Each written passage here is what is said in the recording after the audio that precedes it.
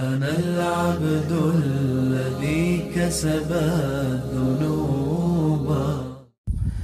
السلام عليكم ورحمة الله وبركاته. حياكم الله أحبتنا الكرام في هذه الحلقة المميزة.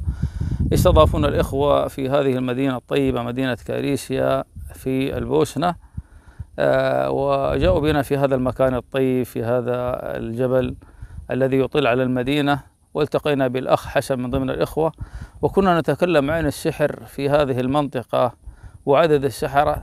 ففاجأنا، قال أمي كانت ساحرة، فأخذنا منه بعض الأخبار التي فيها دفعة إيمانية بإذن الله تعالى لكل من ابتلي بسحر وأذى من السحرة. فحكى لنا قصصا لا أطيل عليكم.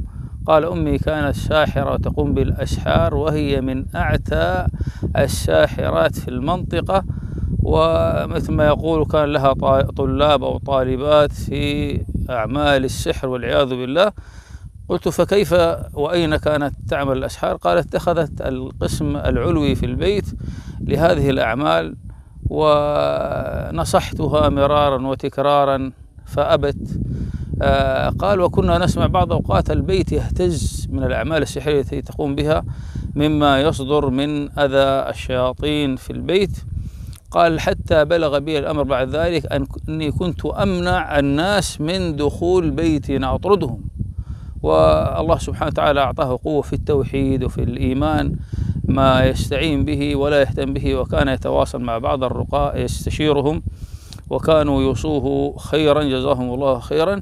قال إلى أن توفاها الله قبل 4 سنوات وهي على هذا الحال، وأراحنا الله من شرها، وما استطعنا أن نغير معها شيئا. الحقيقة يعني ما أظن أن هناك مسحور بعد هذا المقطع يخاف من السحرة أو يقول سيفعل لي وسيصنع لي.